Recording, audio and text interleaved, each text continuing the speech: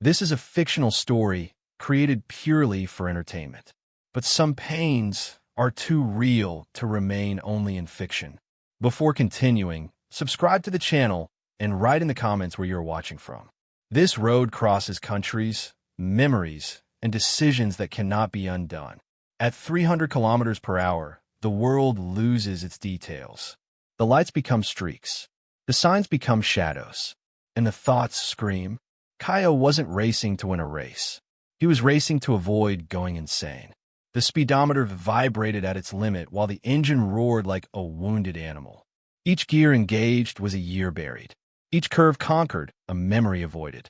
He kept his eyes fixed on the road, but his mind was trapped in another night. The night everything was taken from him. The rain started lightly, almost respectfully.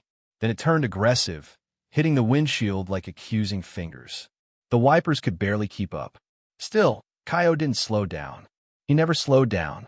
Revenge demanded speed. Or at least, that's what he believed. At 42, Kaio no longer had an audience, fame, or trophies. His past as a promising driver had been crushed by a single headline. Fatal accident during a legal street race leaves 2 victims. One of them had a name he wouldn't pronounce aloud. The other was a part of him forever. He had been acquitted on paper. Condemned inside. The cell phone on the dashboard blinked. 12 missed calls. He didn't need to look to know who it was. The last person who still insisted on saving him from himself. Kaio turned his face slightly, as if ignoring it was enough to erase it. Not now, he murmured, gripping the steering wheel even tighter. Ahead, the road opened into a straight, long, dangerous stretch. The kind of track where wrong decisions became an epitaph. Kaio accelerated. 280, 290, 300. Then something happened. For a second, just one, he was sure the car had braked on its own.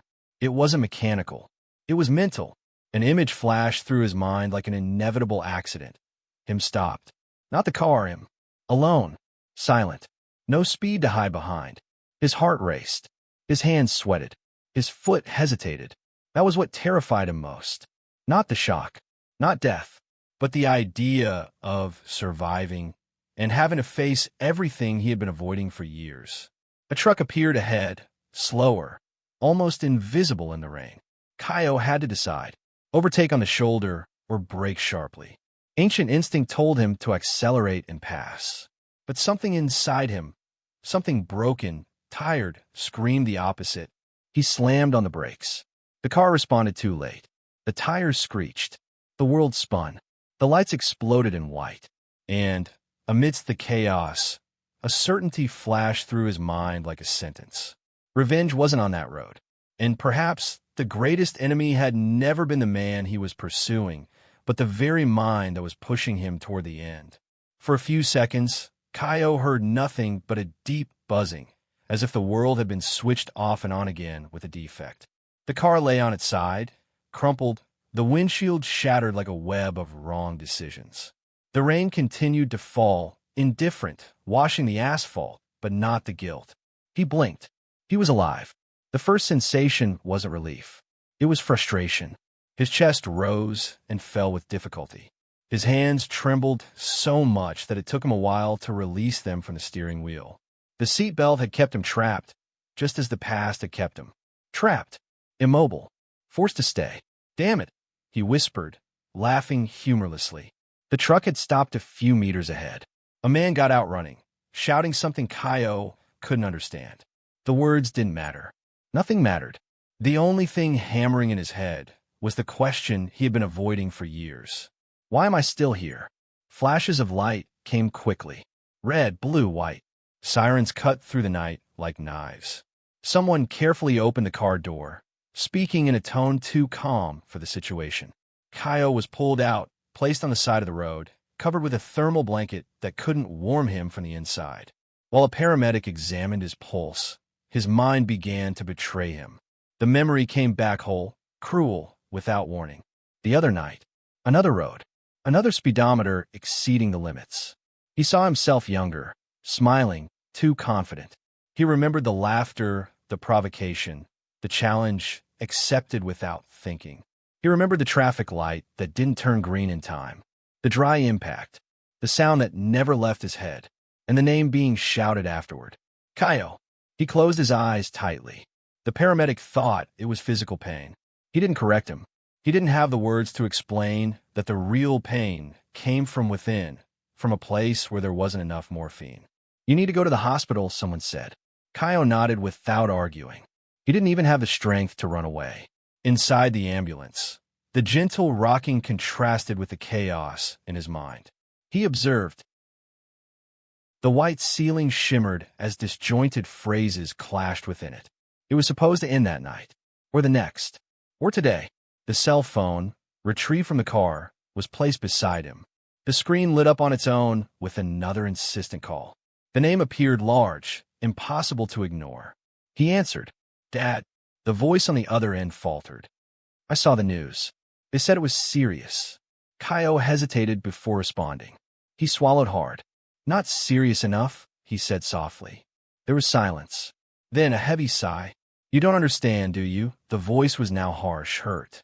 Every time you drive like that, it's like you're trying to disappear from my life too. The phrase hit harder than the accident. Kaio turned his face away, feeling his eyes burn. For the first time, he wouldn't accelerate to escape the conversation. I don't know how to stop, he confessed. That's all I know how to do. On the other end, no one answered immediately. When a voice returned, it was different. Less anger, more fear. Then learn, before it's too late. The call dropped. The ambulance drove away. And, for the first time since deciding to live for revenge, Kaio began to suspect that the real punishment wouldn't be dying quickly, but surviving long enough to face everything he tried to leave behind. The hospital room smelled of disinfectant and unresolved memories. The rhythmic sound of the heart monitor was constant, almost irritating, like a reminder that Kaio was still there, breathing, alive, defying all the odds he himself had provoked. The doctor spoke of luck, minor injuries, a miracle. Kaio simply nodded. He didn't believe in miracles. He believed in delayed consequences. When he was alone, he turned his face to the window. The sky was beginning to lighten in pale tones, a dawn without glory. He hated mornings. They were always the beginning of everything he hadn't managed to finish the night before. His cell phone was on the table. No new calls, no messages, just the weight of that name echoing in his mind. Helena. He hadn't uttered that name in years, not even in thought. It was like a warning sign buried under layers of speed and noise. But one accident, a near-death experience, was enough to bring everything back to the surface. Helena hadn't just been a collateral victim that night. She was the passenger in the other car. She was the woman he didn't know, but whose absence had shaped the rest of his existence. The woman whose husband he had promised to find. Not to ask for forgiveness, to settle accounts. Revenge had always seemed simple to him. Find Eduardo, the man who had defied him that night, the man who had fled the scene before the police arrived, the man who had let Kaio bear the entire weight of the disaster. But in recent years, the image of the perfect confrontation had been unraveling. Not because Eduardo was impossible to find, quite the opposite. He knew exactly where he was. The problem was something else. Kaio feared discovering that hatred was the last thing that still kept him going. The bedroom door opened gently. A nurse entered, followed by someone he would recognize anywhere, even after so many years. Lucas stopped at the door. His son seemed taller, more mature, more distant. His eyes didn't hold open anger, but something worse, weariness. I came because I thought. Lucas began, then stopped. It doesn't matter. Kaio tried to sit up straighter, ignoring the pang in his chest. You didn't need to come. I know, Lucas replied. But I came anyway. The silence between them wasn't comfortable. It never had been. It was made of absences, broken promises, and empty Sundays. They said you braked, Lucas continued. They said that if you hadn't, the impact would have been fatal. Kaio chuckled softly. Funny, isn't it? I've spent my whole life flooring it. Just when I hit the brakes, everything falls apart. Lucas took a deep breath before asking, why do you do this to yourself? Kaio closed his eyes. Because the answer always led him to the same place. Because stopping means remembering. Lucas moved a little closer to the bed. Remembering whom? The name weighed on Kaio's tongue like lead. He had never said it aloud, never to anyone. But that morning, surrounded by white walls and an uncertain future, hiding it seemed pointless. Helena. Lucas frowned. He didn't recognize the name. Who is she? Kaio took a deep breath. Each word pulled out seemed to open something that had been forcibly healed. The woman who died that night. He swallowed hard, and that's why I could never really break. Lucas was silent, processing. When he spoke, his voice was lower. So, this isn't a story about speed. Kaio opened his eyes and looked at his son. No, a pause. It's a story about guilt. And at that moment, for the first time, he realized that maybe the revenge wasn't about Eduardo. Maybe it was about punishing himself. Kaio left the hospital 2 days later, his body still aching and his mind heavier than ever. The doctor had recommended rest, calm, and psychological support. Kaio listened to everything as one listens to instructions for a life one doesn't intend to live. As soon as he crossed the threshold of his apartment, he knew he wouldn't stay there. The apartment was too clean, too quiet. The walls held old photos covered in emotional dust. A younger Kaio, smiling next to cars, trophies, people who were no longer part of anything. He passed by. He walked straight past the sofa, ignored the kitchen, opened the lowest drawer of the cupboard and took out a yellowed envelope. Inside were newspaper clippings, old notes, and an address he knew better than he would like. Eduardo Montalvo.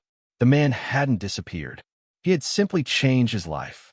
After the accident, Eduardo had left illegal racing and moved to a small town in the countryside, where the loudest noise came from tractors, not turbocharged engines. Kaio had known this from the beginning. It wasn't ignorance that had prevented him from going after him. It was fear. Fear of discovering that revenge would bring no relief whatsoever. 2 days later, Kaio was on the road again, this time at a normal, almost irritating speed. The car felt strange below the speed limit. Each kilometer driven without adrenaline was a direct confrontation with himself. The silence inside the vehicle was deafening. Upon arriving in the city, everything seemed too out of place for someone who had lived on the fringes of chaos. Low houses, narrow streets, children playing without haste. Kaio parked in front of a simple shed where a worn sign announced, Montalvo Mechanical Workshop. He stayed in the car for a few minutes, hands on the steering wheel, heart racing, not from the engine, but from what he was about to face. Then he got out. The metallic sound of tools echoed from inside the shed. A man emerged, wiping his hands on a grease-stained cloth. Older, thinning hair, tired expression. Their eyes met and froze. Eduardo recognized him instantly. You? His voice faltered. It can't be. Kaio nodded slowly. It's me. The silence between them was heavy, laden with years that never truly passed. Eduardo took a deep breath and pulled the cloth from his hands, as if preparing his body for an inevitable impact. I thought you were dead, he said. Me too, Kaio replied without irony. Neither of them moved for a few seconds. There were no screams, no punches, no threats. Only the weight of two lives trapped in the same second of the past. Did you come to finish what that night started? Eduardo finally asked. Kaio observed the man before him. He wasn't the monster he had constructed in his mind. He was someone who had grown old, carrying something akin to regret. No, he replied. I can't understand why I could never move on. Eduardo closed his eyes for a moment. Because nobody came out of that road unscathed, he said. Not you, not me. He turned and gestured for Kaio to enter the workshop. In the back, there was a photo magnetically attached to a rusty refrigerator. A smiling woman embracing a child. Kaio felt the world slow down brutally. Helena, he murmured, before managing to stop himself. Eduardo nodded, his eyes welling up with tears. My wife. The air seemed to thin. Kaio realized at that moment that the vengeance that had kept him alive for so many years didn't know what to do in the face of that reality. And perhaps it never had known. The name Helena hung in the air of the workshop like smoke that takes a long time to dissipate. Kaio felt his legs lose their strength for a second. That image stuck to the refrigerator wasn't the blurred memory he had carried for years. It was alive, real, smiling. Too human to remain just the victim. Eduardo felt the impact. He ran a hand over his face, as if deciding to stop running away. She hated fast cars, he said with a sad half-smile. She said that too much speed steals people's time. Caio swallowed hard. That hit him harder than the accident. I never wanted that, he began but couldn't finish. Eduardo raised his hand, interrupting. I know. He looked directly into his eyes. And that's what makes it all the more cruel. It wasn't malice. It was recklessness, pride, and a stupidity that cost too much. The two remained silent for a few moments. The distant sound of an old radio playing country music filled the space, almost disrespectful in the face of what was being said. You ran away that night, Caio finally said. The sentence came out without anger, just as a statement of fact. Eduardo nodded slowly. I ran away. He sighed. Not from the police, for myself. I thought that if I disappeared, the guilt would lessen. It didn't. He pointed to a back door in the workshop. There are days when I go in there and just stand there, looking at the cars pee, thinking about how a choice made in seconds can destroy entire generations. Caio felt a knot forming in his stomach. I made you my target, he confessed. I spent years believing that if I found you, something inside me would make sense again. And now? Eduardo asked. Caio thought of the ambulance, of his son's voice, of the brakes he'd hit too late. Now I realize I was using revenge as an excuse not to face who I've become. Eduardo rested his hands on the counter, his voice choked with emotion. I lost the woman I loved. You lost the ability to stop. He looked at him. Neither of us won this race. Caio finally sat down, feeling the true weight of it all. The truth didn't come in explosions or epic confrontations. It came slowly, heavily, impossible to overcome. Her son still lives here, Eduardo added, almost whispering. Our son. He knows about the accident. He knows who was in the other car. But he doesn't know who you are. Caio's heart tightened. I don't have the right to enter this life. Maybe not, Eduardo agreed. But you have the duty to leave yours. Caio closed his eyes. For the first time, the road that opened ahead didn't demand acceleration. It demanded courage, the most difficult kind. The truth was there exposed, and no speed could escape it. Caio left the workshop with trembling legs. There were no shouts echoing behind him, no threats, no violent catharsis he had imagined for years. There was only silence and truth, two things he had never been able to endure for long. He got into the car and stood still, his hands resting on his thighs, the engine off. The road ahead seemed different now. It didn't invite escape. It demanded a decision. He didn't know how long he stayed there. Minutes? Hours? Time, without speed, had become strange. When he finally started the car, he didn't drive out of the city. He did the opposite. He drove in. He stopped on a simple street, in front of a single-story house with light-colored walls. A small yard, a crooked tree trying to grow despite the limited space. Children were laughing somewhere nearby.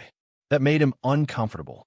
Caio knew where he was, not because he had searched, but because the weight on his chest had guided him there. He got out of the car carefully, as if any wrong move could destabilize everything. He walked to the gate. He hesitated. The idea of knocking on that door seemed riskier than any illegal race he had ever done. But before he could back away, the gate opened. A boy appeared, about 17, maybe 18, too tall for his age, eyes too attentive for someone so young. He looked Caio up and down suspiciously. Yes. The voice was firm, polite, and there was something there, something Caio recognized unintentionally. A trait, a way of presenting himself, a reflection that didn't need a mirror.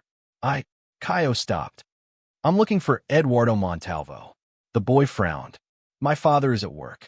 Who are you? The question hit him hard. Who is he? Caio took a deep breath. Someone who needs to apologize. The boy was silent for a few seconds. Then he opened the gate wider. You can come in. Caio took 2 hesitant steps into the yard. The cement floor was cracked, hastily repaired in some places. Real life. Life that had continued without him.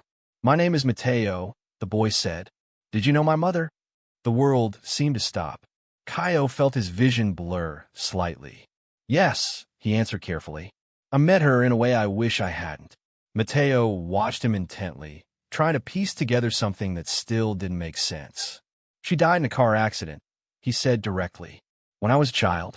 Kaio nodded, feeling his throat tighten. I was there, he confessed. In the other car. The silence that followed was heavier than any impact. The distant laughter of the children ceased in Kaio's mind. All that remained was the tense expectation of a reaction. Mateo took a deep breath. So it's you. There was no immediate anger. There was understanding, too forced for someone so young. My father always said that the culprit was the speed, Mateo continued. Never just one person. Kaio felt tears threatening to fall. He didn't allow them. He's right, he said. And I spent years trying to blame someone, so I wouldn't have to look at myself. Mateo crossed his arms, staring at him. And now, Kaio had no rehearsed answers. No heroic phrases. Now, I just wanted you to know that your mother mattered. His voice faltered, that her life changed other lives, even after she left. Mateo looked away for a moment. When he looked back at him, his eyes were moist.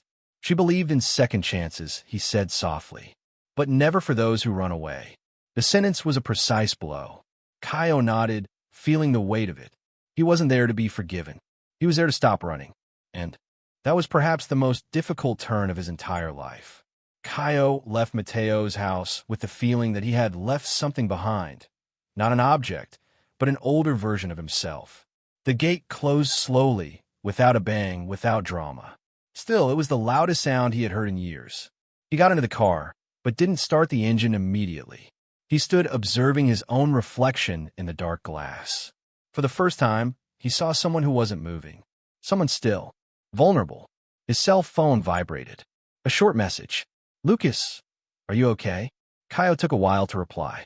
Choosing words had never been his strong suit. Deciding on routes, yes. But this was a road without signs.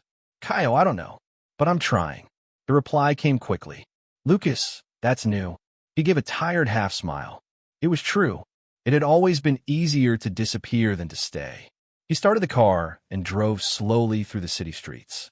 Every red light seemed like a test. To stop, to wait, to accept the time. Something inside him rebelled against it. The old impulse screamed to accelerate, to overtake, to escape the growing discomfort in his chest. But he didn't give in. That night, Kaio stopped at a simple roadside motel. Not because he needed to sleep, but because he needed not to drive.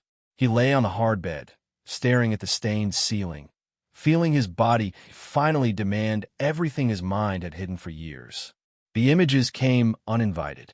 The accident, the hospital, Elena's name, Mateo's face, Lucas's voice, all mixed together, all vivid. He had always believed that the greatest risk was losing control at high speed. He was wrong. The real danger was regaining control, because that required responsibility. It required choices that couldn't be made at 300 kilometers per hour. In the middle of the night, Kaio got up, went to the bathroom, and washed his face. He looked at himself in the mirror. For the first time, he didn't swerve. Enough, he said softly. The word echoed strangely, as if it weren't used to being there. The next morning, he returned to the road early, not heading towards the past, nor towards revenge, but also not towards easy redemption. There was something that still needed to be done. He stopped the car at an old gas station, similar to the one on the night of the accident. He bought a bad coffee, sat at an outside table, and picked up his cell phone.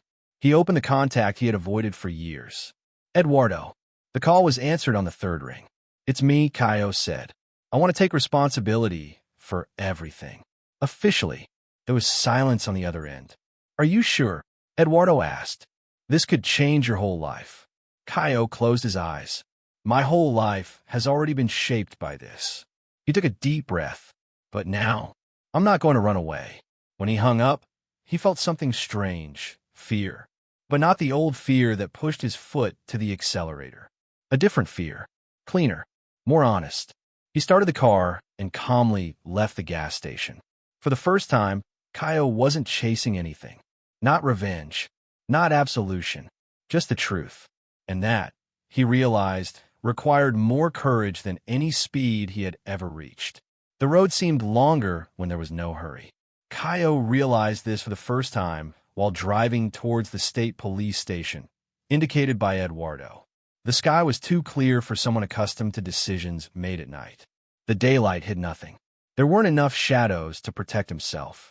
He parked, turned off the car, and sat for a few seconds, feeling the silence before the impact that would make no sound at all. There would be no sirens, no twisted metal, just recorded words, signatures, consequences. Inside the building, the air was cold and impersonal. A policeman led him to a simple room. Eduardo was already there, seated, waiting. Neither of them greeted each other. It wasn't necessary. The look they exchanged said it all. "Let's begin," said the investigator. Kaio told everything. No shortcuts, no heroism, no rush. He spoke of the illegal race, the provocation, the stupid decision to accept. He spoke of the fear after the impact, of the emotional escape that followed, of the hatred he had harbored for years just to avoid admitting that the biggest mistake had been his. As he spoke, he noticed something strange. The weight lessened, not because the guilt disappeared, but because it ceased to be denied. Each word spoken was a brake, pulled forcefully, squeaking, but working. Eduardo also spoke. He admitted the escape.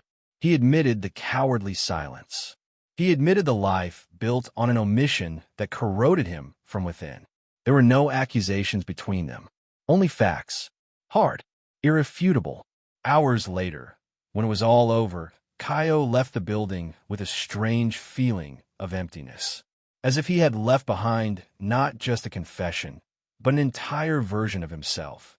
The phone rang. "Lucas, you did what you had to do," his son said, after listening to everything in silence. "I don't know what will happen now, but I'm proud." The word proud took a while to make sense. Kaio leaned against the car, feeling his eyes burn. "I don't know if this fixes anything," he replied. "Maybe not," Lucas said, "but it changes the ending." As he hung up, Kaio looked at the road again.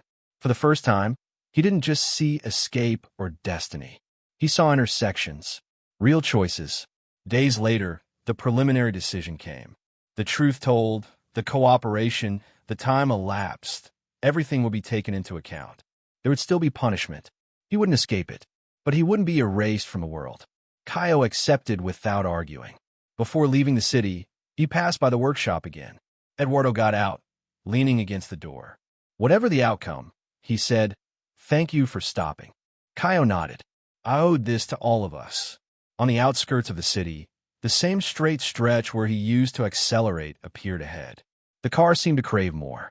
The old impulse arose, familiar, almost seductive. Kaio maintained his speed. For the first time, he didn't need to prove anything to the road. The real race was already over, and the end wasn't where he had imagined. Kaio's house seemed smaller when he returned, not physically but emotionally.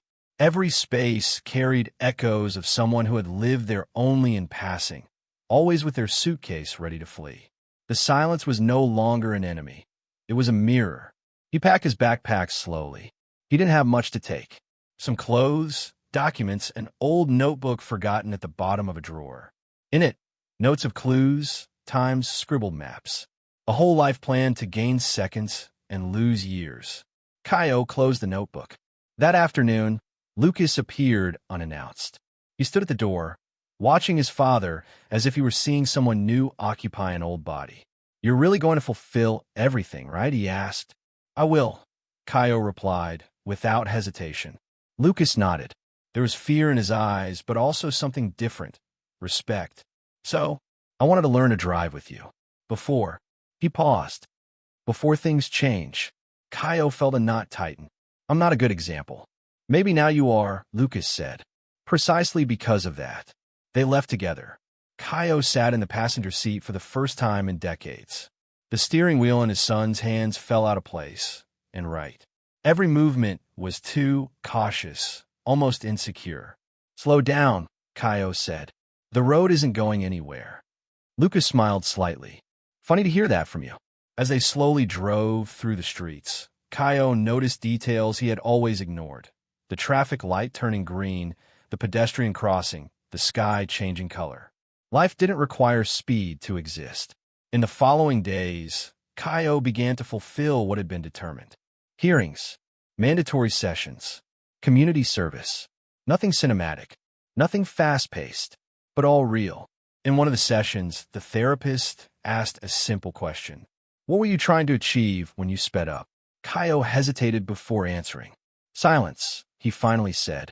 I thought that if I went fast enough, the thoughts would be left behind. And were they? She asked. No, he replied. But now I know they don't need to disappear. They need to be faced. The news that he had confessed everything spread discreetly. There were no headlines. There was no public absolution. But there was something better, honesty. On a cloudy afternoon, h.He received a letter. Not from the court. Not from Eduardo. It was from Mateo. A few lines. Firm handwriting. My father told me everything. I don't know if I'll ever fully understand. But I know my mother believed that courage isn't about speeding up, it's about staying. I hope you can do it. h.He read it several times. He carefully folded the paper and put it in his pocket.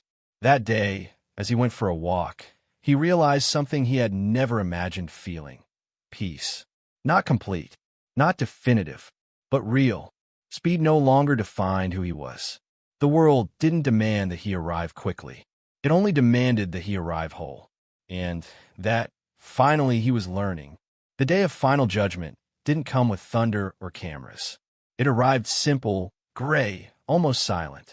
h.He wore the same jacket he had worn that night on the road. Not out of attachment, but as a reminder, some scars don't need to be hidden.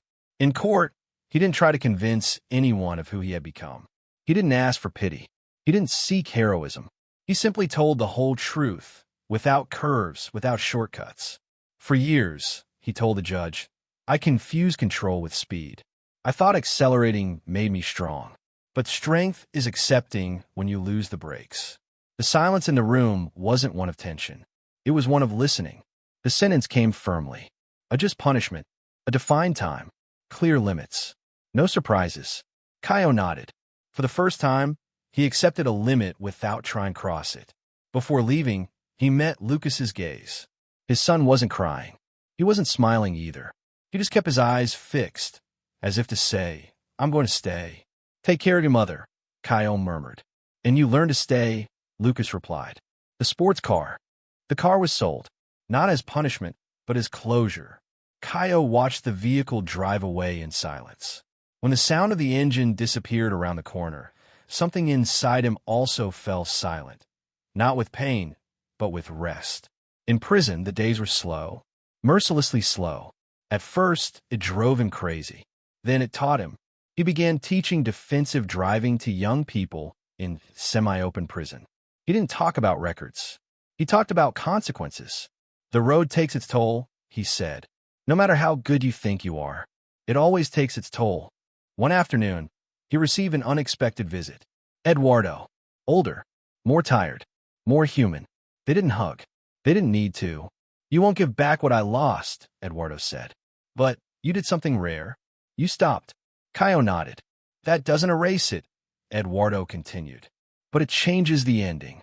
When he got out, years later, h.He didn't seek speed. He bought an old bicycle. He walked long distances. The world seemed bigger now that he wasn't rushing through it. One clear night, he took Lucas to the same road. Not to drive, to walk. They stopped exactly where everything almost ended. Here, h.He said, is where I thought revenge was pushing me forward. But it was fear, Lucas added. h.He smiled. His son could see. The wind passed. No cars. No traffic lights. No urgency. Life didn't need 300 kilometers per hour to change someone. It only needed a moment of awareness before the final impact. And this time, h.He had chosen to break.